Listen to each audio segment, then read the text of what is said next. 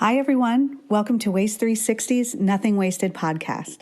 On every episode, we invite the most interesting people in waste, recycling, and organics to sit down with us and chat candidly about their thoughts, their work, this unique industry, and so much more. So thanks for listening and enjoy this episode.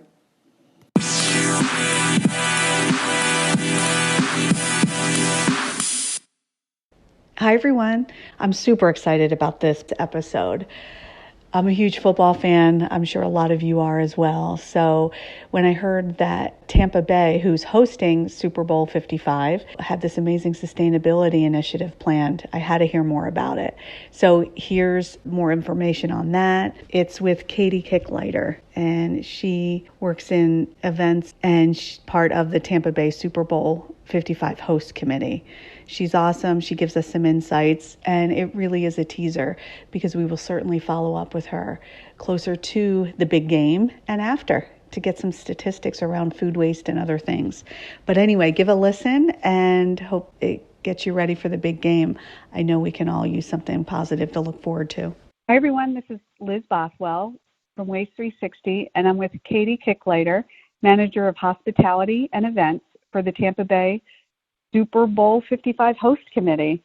Welcome, Katie, and thanks for being on the show today. Hey there. Yeah, thank you. I'm excited to be here and talk about the sustainability efforts that are happening alongside the big game. Well, we're psyched to have you here and can't wait to hear all about it. I mean, first of all, how excited are you and your team to have the Super Bowl in Tampa Bay this year? We cannot wait. I mean, this has been a long time coming for us, and the planning starts years and years in advance. So for it to finally be this close, we're really excited and obviously looking forward to everything that the Super Bowl brings to our community. Great. And please tell me about the Super Bowl sustainability program. It sounds amazing. Yeah, so every year, NFL Green, they kind of kicked off all of these sustainability efforts, and they've led those alongside the last, 25, 26 Super Bowls. So when they come into town, we're always really excited for the opportunity to work for them. And the host committee, hand in hand, plans and to address like the environmental impact of all of the Super Bowl events, not just the game, but everything that comes alongside of it. We really want to leave a lasting legacy on the Tampa Bay community. So we look at everything from waste reduction, food and material recovery, renewable energy offsets, and social impact on the community. And, we do that all through various events and beautification projects. So it's really an all-encompassing approach, and we just want to make sure we're doing our part to responsibly host, these major events in our hometown. Oh, it sounds like you've thought of everything. Now, what type of goals do you have around the program? The easiest way to explain our goals is, through our host committee motto. And this year for Super Bowl, we're going forward forever together. And that's, how we want to use the big game as a platform that we can spread not only messaging about the importance of sustainability, but again, leave that positive impact on our community. It's all about influencing change. And, I think that starts with the education of ourselves and, others within the community. So we've worked closely with our community partners and, again, NFL Green to kind of identify the key needs of our community. And, we're going to plan to address them through the sustainability program we've developed. Oh, that's great. And then what do you know yet what you will be measuring and what you will deem a success through this initiative? Kind of, in the same way that we used community partners to identify our needs, we're going to rely on them pretty heavily to assist in measuring the success of the sustainability program. There's a ton of analytics that we can pull related to those food recovery efforts, whether it's, pounds of food that are diverted from the landfill or put into the hands of those in need, and, our volunteer turnout numbers. There's so many different metrics that we can use. And, I mentioned the carbon offsets that we'll be utilizing. TECO is one of our great partners. Tampa Electric is going to calculate all of the power that goes into events and the game, and we'll purchase solar energy blocks through a program that they have. So that's another thing that we're calculating. But again, we're just so lucky to have these amazing organizations in our community. And in addition to the data they collect, that spread of awareness is going to be another key performance indicator for residents and fans alike. Oh, definitely. And then, I mean, it sounds like you're well versed in this, and your stadium is as well. I mean, have you run these types of programs previously? The stadium initiatives are all spearheaded by NFL Green, and Jack and Susan Grow. They're the program directors there.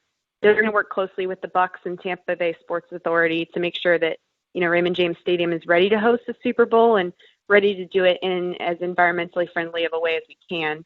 The last time that the Super Bowl was here was 2009, so there have been a ton of renovations that have gone into making the stadium ready, and again, just trying to amplify those green efforts there so that,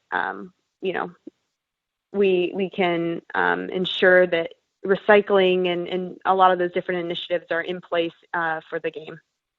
Oh, that's great. Well, it sounds like you'll be ready. And then I saw that there's a big community cleanup part of this as well. Could you tell me a little bit about that?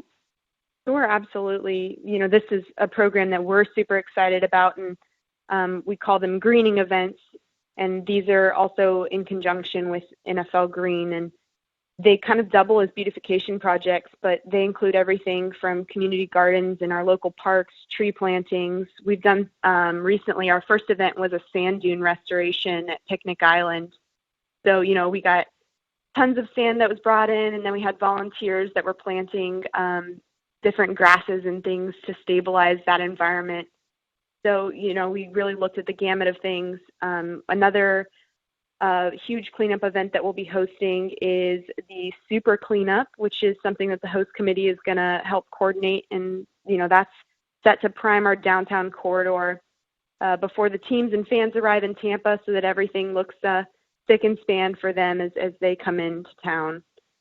One other cleanup program that I'd really love to touch on is our underwater project. And we've worked in partnership with Force Blue, which is a veteran organization, to replant corals down in Miami. So this is a carryover project from last year, but they'll also be removing marine debris from a reef off the coast of Anna Maria. So, we're touching land and sea, and we're really excited about that as well. Oh, I love that too. And the fact that you're getting rid of the marine debris, but also thinking long-term with the coral replenishment. That's amazing. It's short-term and long-term in your thinking. That's awesome. Thank you. Yeah, like I said, we can't wait for all of these to start taking place and, to see the impact as we, look to the future as well. That's great. So tell me, how can fans help the event be more sustainable? Is there a role for them? There is.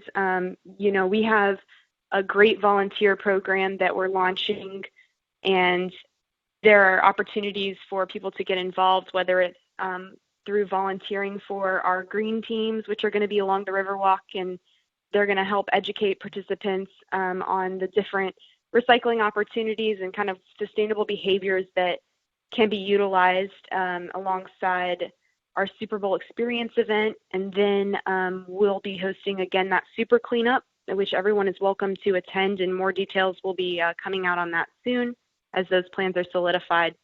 So there's a lot for people to get involved, and you can stay tuned on our website. That's tampabaylv.com for all of those opportunities. Oh, that's great, and I'm sure they will, and we will keep abreast of it as well. And then one last question for you, because I know you are busy. A lot of our listeners are into food waste. They're waste haulers and waste diversion people. Do you know any specifics about those plans, or will you rely on your awesome partners for more details on those as they flesh out? Those are still being fleshed, but I will share that there's a really unique opportunity with our Super Bowl experience layout in how we look at recycling and waste diversion. So Super Bowl experience is going to line the Tampa downtown Riverwalk. It's 2.7 miles of walking trail connected by a variety of city parks. So in each of those parks, there'll be activations, activities, concert stages, you name it, for people to enjoy. But that's a long distance to travel, and that's a lot of waste that'll be generated there and spread across that footprint. So again, relying heavily on the city of Tampa, their waste department, and our Parks and Recs teams to put together something that's not only going to encourage fans to recycle and divert as much waste as we can, but to educate, and hopefully those carry over to the homes of, again, those residents and fans that visit. Oh, that's great news. That's awesome to hear. And you're right, the educational part is huge in helping with this. Well, it sounds like you have quite an amazing program lined up, Katie. This is great.